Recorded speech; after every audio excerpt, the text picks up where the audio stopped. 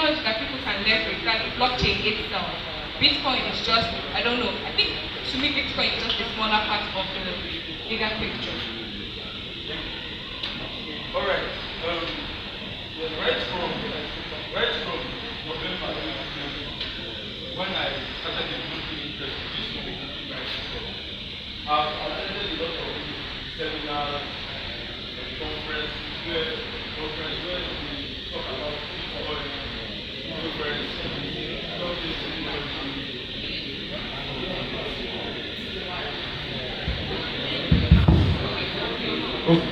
Okay, this goes.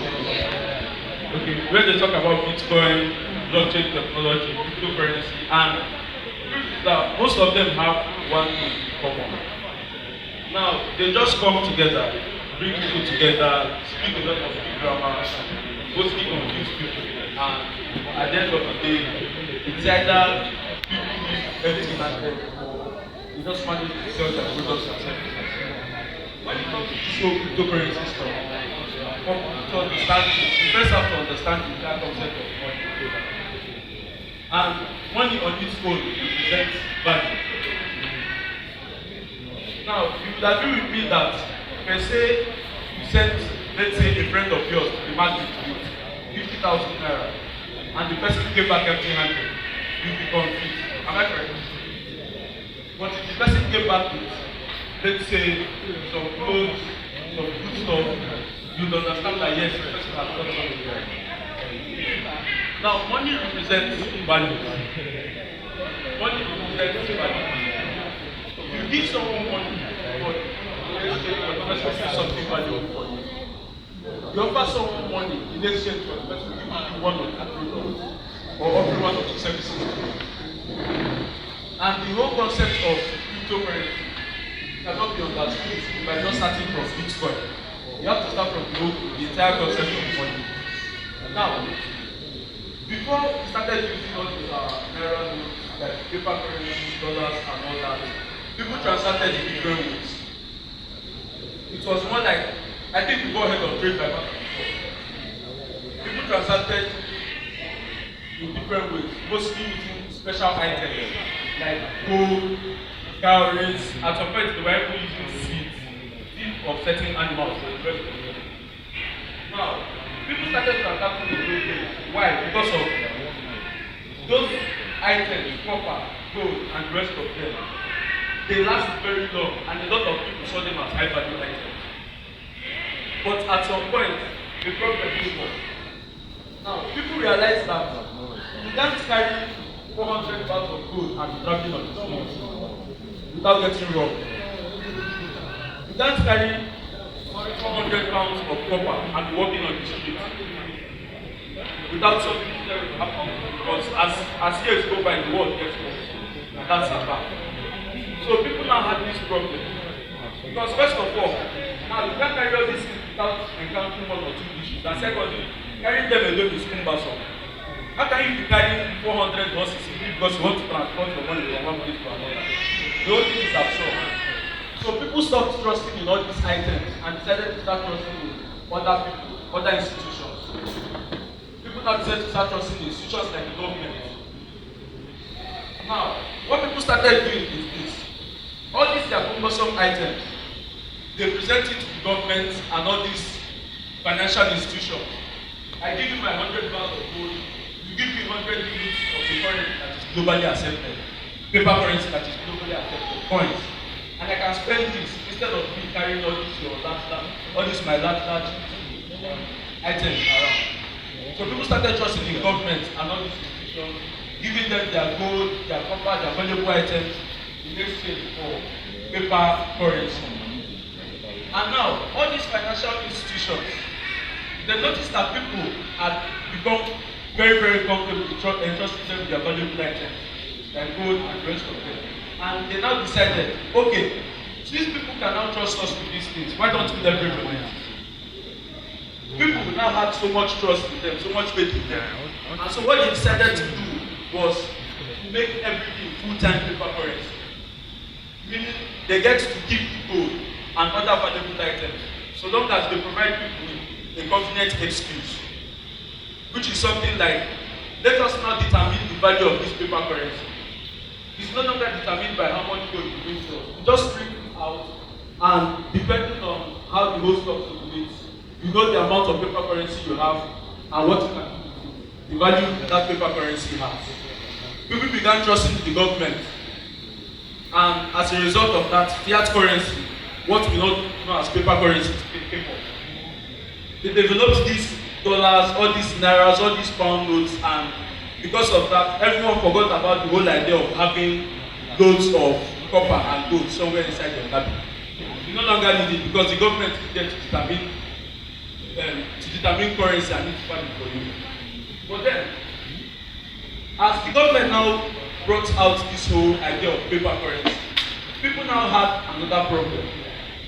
Now, you are in your room and you have, let's say, 100,000 naira notes somewhere in your cupboard. And all of a sudden you sleep and wake up, only to see that one rat came and ate about 10,000 of the naira notes. It's very absurd. Now, people were keeping all this money in the bank, but at the end of the day, this stuff is still paper. And paper gets old. Paper rots. It's from trees. Paper rots.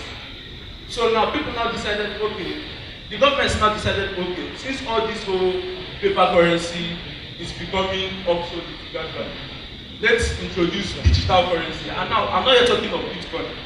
People now started doing transactions online. You can transfer 1,000 naira to someone digitally. You no longer need to have cash all the time. That's when ATM cards started coming up. You can now start making transactions digitally and all that.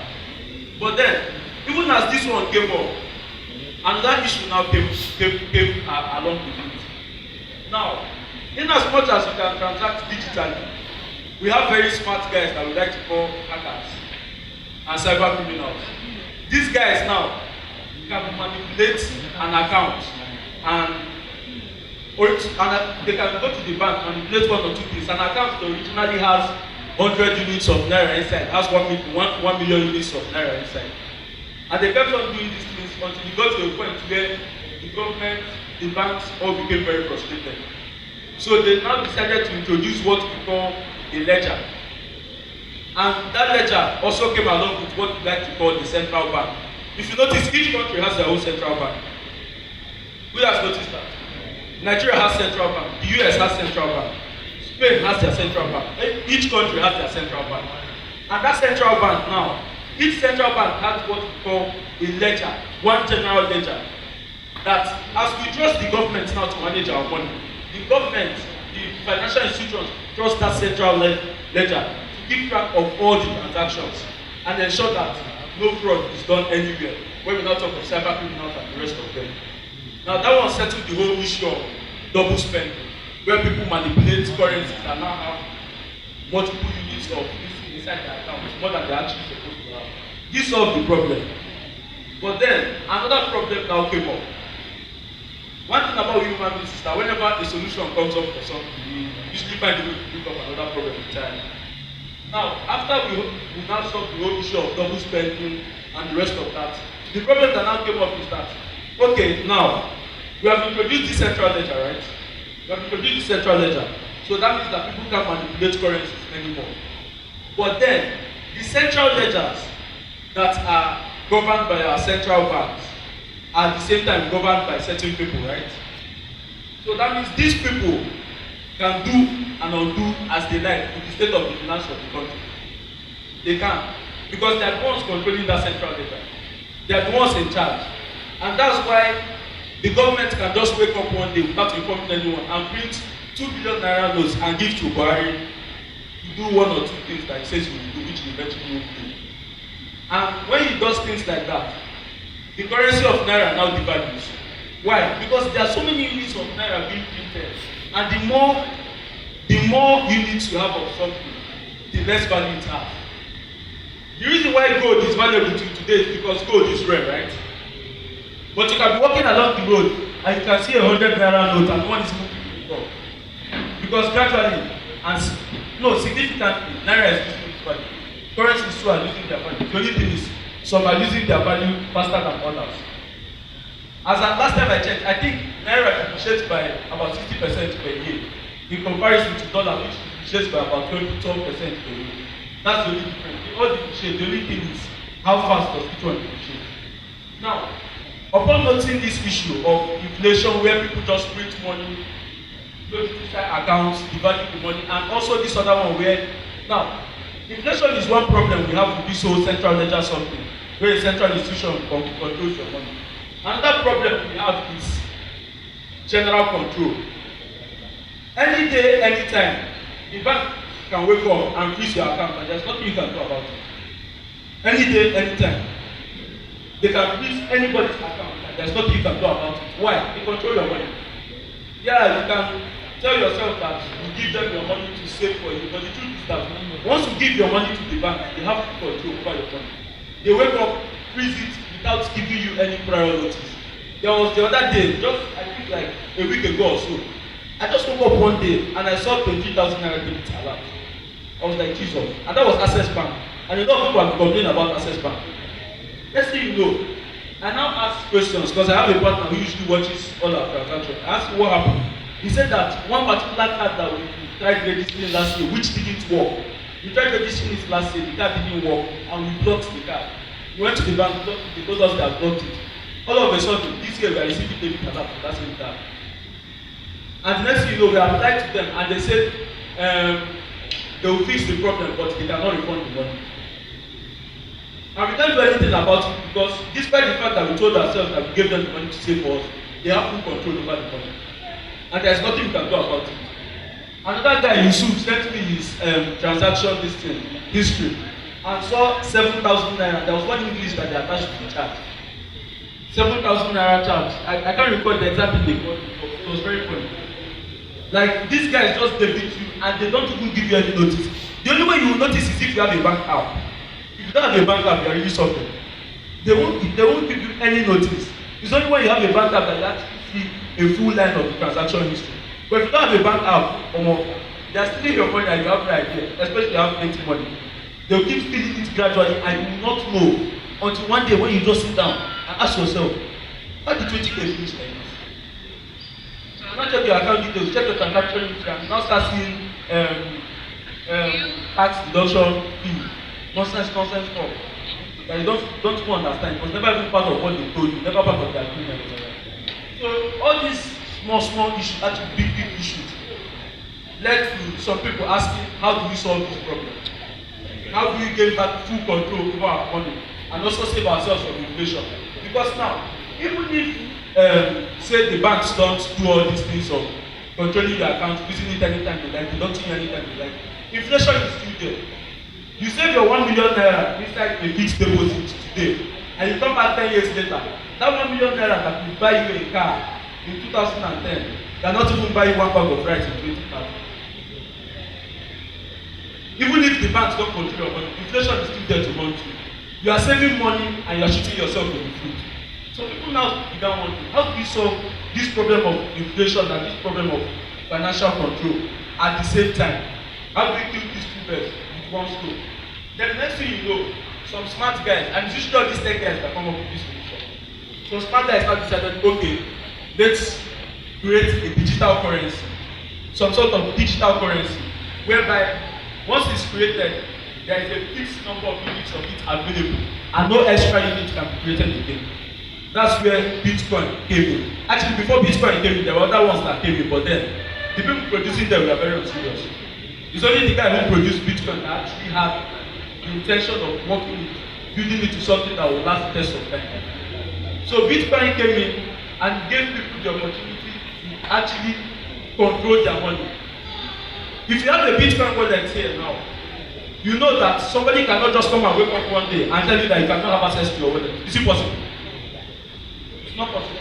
No one can just do that. You also notice that you cannot wake up one day and learn that on a global scale, the price of Bitcoin is growing. They are good and fine. It has ups and downs, but on a global scale, if you check the global chart, you see that it's all going on. Cryptocurrency was $1 billion industry in 2014. Now it's $1 billion industry. That's progress. It's all going up. Generally, on the general scale, it's all going up. So now, Bitcoin solved this whole problem of inflation and monetary control. And it's just like other cryptocurrencies. They all solve this problem. But then even with that, there's an issue. There's an issue. People don't understand this blockchain technology very well. And that's why I think this guy, Apostle Sam, I think at some point last year or last few years, I'm not sure, introduced this thing we call Sugar Coin. One Sugar Coin like that. I use it to scam a lot of people.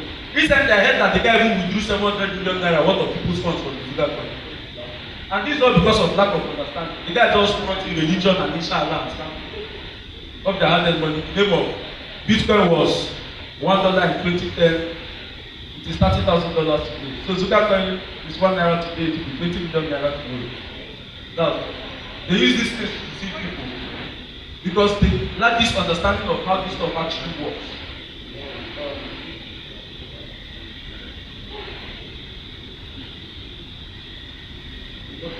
Now, I've not gone into the concept of Bitcoin and this whole cryptocurrency system.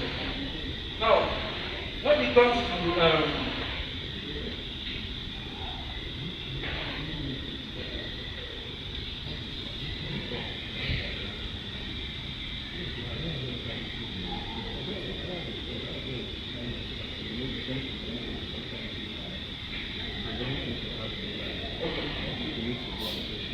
okay, so basically, I've explained how Bitcoin solves the whole problem of fiat currency.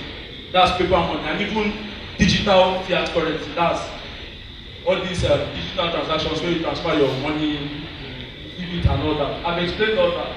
But then we also talk of this security. Now, who has ever been in a situation where you kept money inside your account and just by seeing one or two numbers on your ATM card, someone has collected all the money from you? Who has experienced that before? Or has seen someone who experienced that? Like, you have money in your account and all of a sudden there is no money there again. And you go to the bank and they tell you that it was hackers. Have you met someone who experienced that before? Now, all these things happen when you have one central ledger.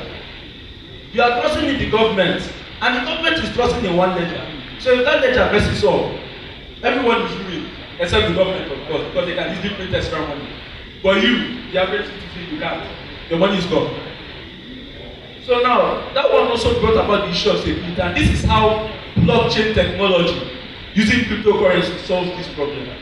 Now, cryptocurrencies, normally, like, when there is one single ledger, when there is one single ledger, there is one single security service protecting it, right? One single security service protecting it. And if that security service lacks or at some point, is lacking at some point, instantly people can hack one or two person's account and go away with it. No tracing, nothing. But now, this is how Bitcoin and cryptocurrency solves this problem. Blockchain technology brings together what we call network of computer systems. Cryptocurrency using blockchain technology secures people's assets by using multiple computer systems. That's thousands and thousands of computer systems protecting your distinct assets at once. And how does this happen? Whenever a transaction is made in cryptocurrency, now normally whenever a transaction is made using your bank, anyone, anywhere can trace your assets, trace who is going to, and do an undo. That's very possible.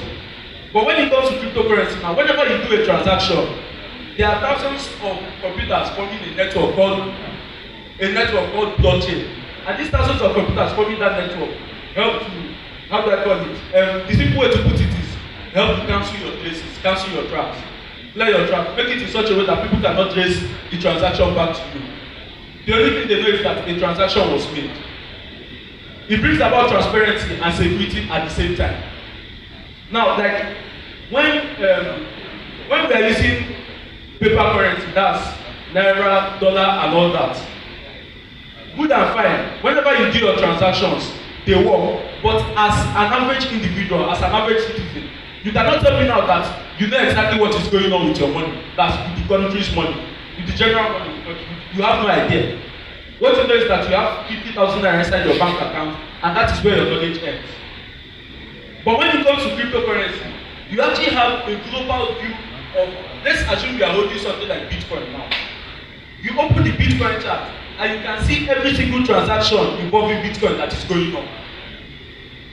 You don't know who is doing the transaction, but you know that these particular transactions are going on.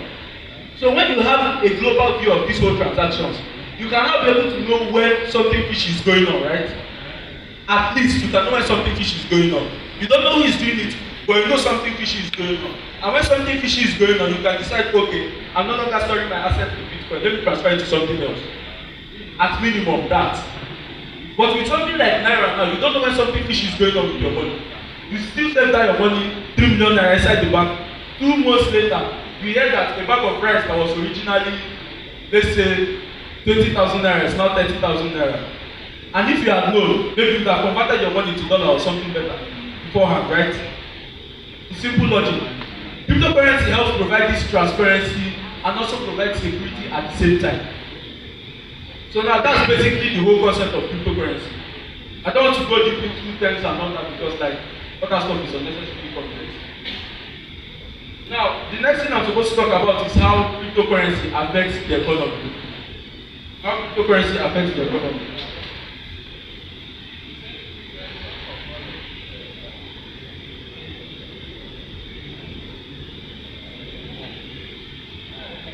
The next thing we need to talk about is how cryptocurrency affects the economy.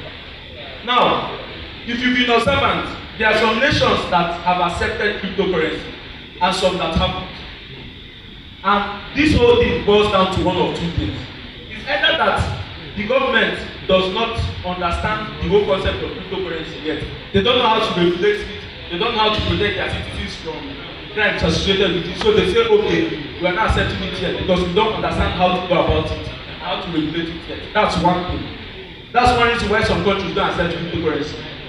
And the second reason why some countries don't accept cryptocurrency is because the government looks at their personal agenda and cryptocurrency does not align with it.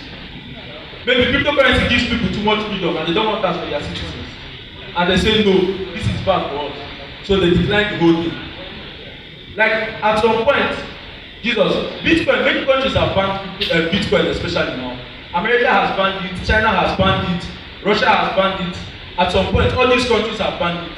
But eventually, when they came to understand it, America especially, even, I think, which country is this again?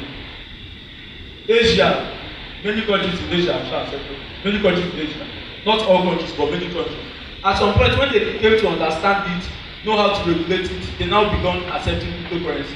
And what happened after they accepted cryptocurrency? Their economy started thriving more.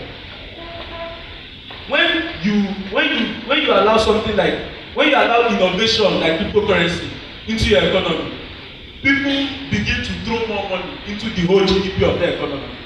When innovations like that come in, people spend money. It attracts, like now, there's a this thing, what's the name of this? Bitmax or wait, one of these exchanges that just started in Nigeria. And that exchange has attracted millions of dollars from investors in external countries. Those millions of dollars will be spent within Nigeria, right? And when they are spent within Nigeria, don't they boost the economy? They boost the economy. Because that money comes from external places to support things that are going on within our country. So it boosts the economy. Even exchanges that are coming up in Asia and other places, not just exchanges, blockchain companies and the rest of them. Whenever these things come up, because of their innovative, they attract external investors. And when external investors come into your nation is automatically richer. More jobs are created.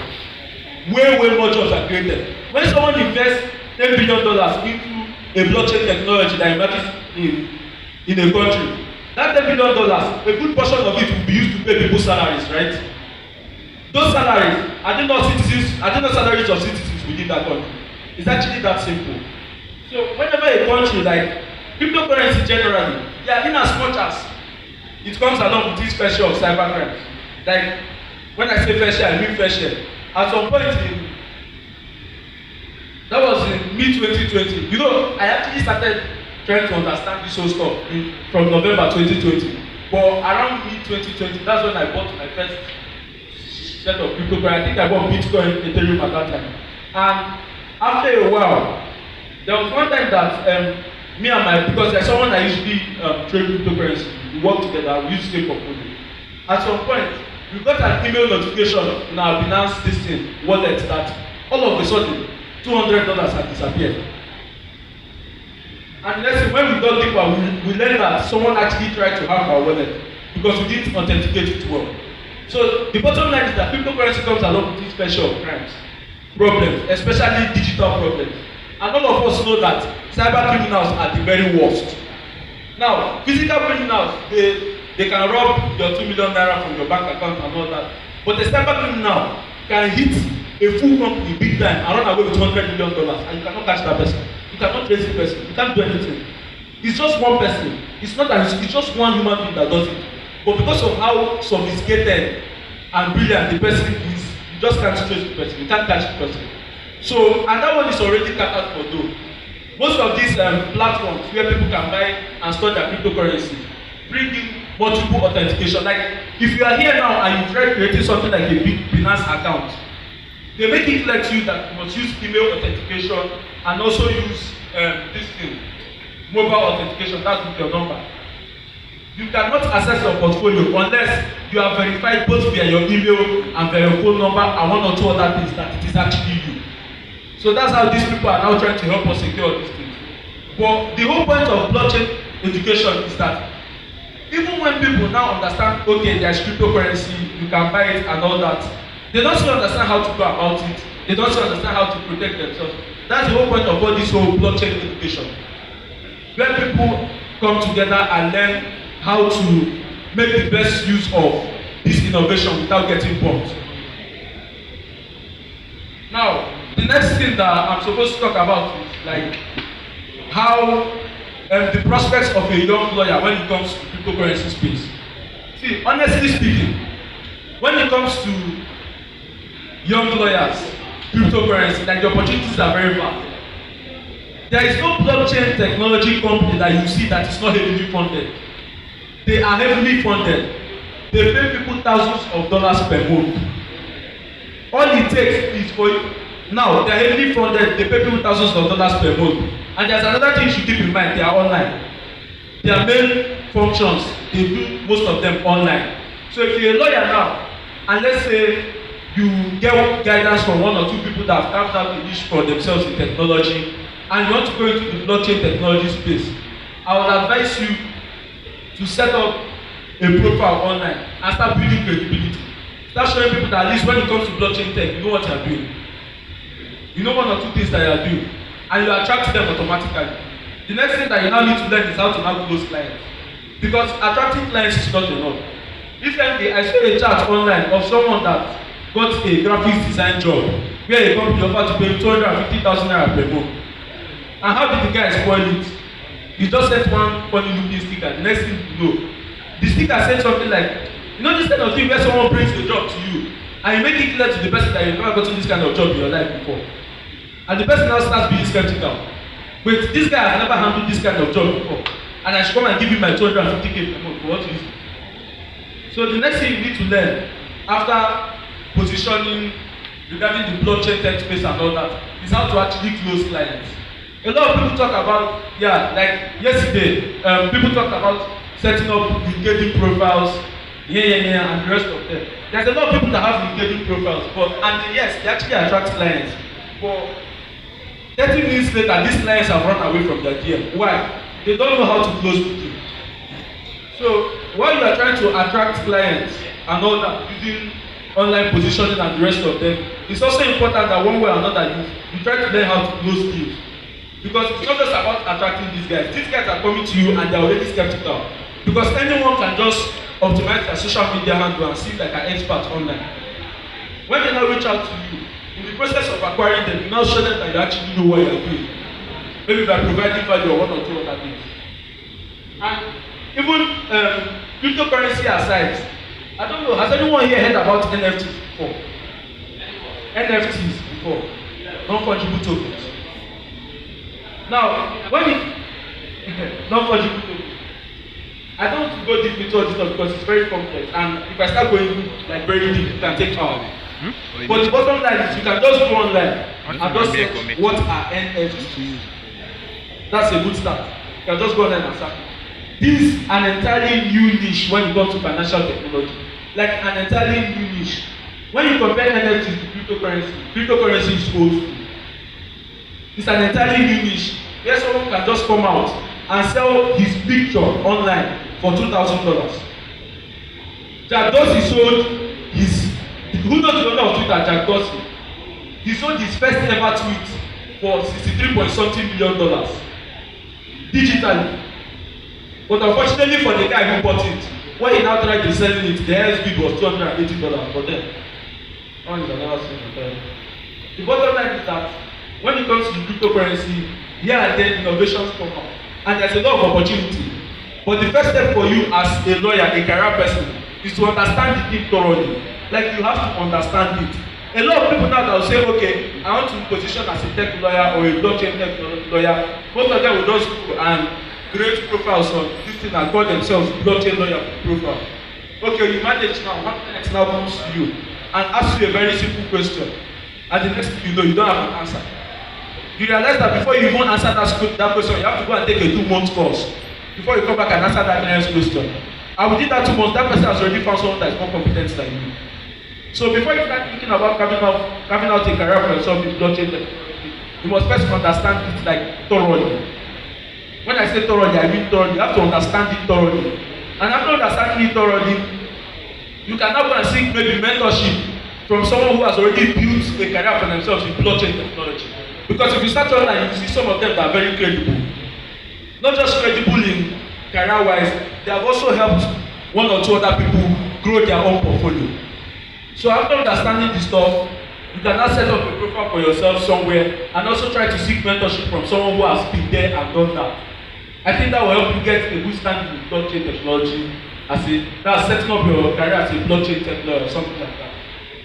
These guys, like all these companies, not just companies, individuals, like people who individually look at not long ago, this particular guy they call Bilod on Instagram. The guy was arrested by EFCC because according to them, he has too much money and it's most likely by illegal means. And he just posted recently on his Instagram that a particular law firm, a particular group of lawyers helped him get out of the case. And he posted their Instagram handle. Immediately after doing that stuff now, I guarantee you that as I'm speaking with you, there are firms inside the DMs of those lawyers seeking their help in one thing or another, offering to pay them thousands of dollars. The only thing is just about you trying to build yourself first, understand the whole thing, then maybe set up social media profiles and seek mentorship from people who have been there and done that. Then I think you'll be fine.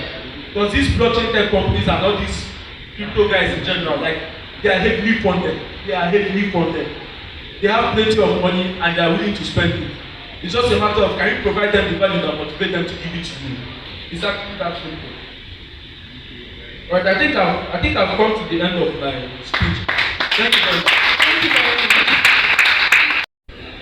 Go ahead.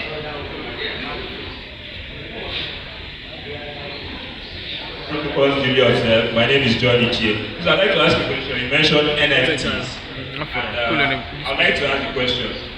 What is the relationship as a lawyer with NFT, especially since this has to do with pictures? I'm assuming it has to do with intellectual property. So how can a lawyer profit or do something meaningful with an NFT as an intellectual property lawyer?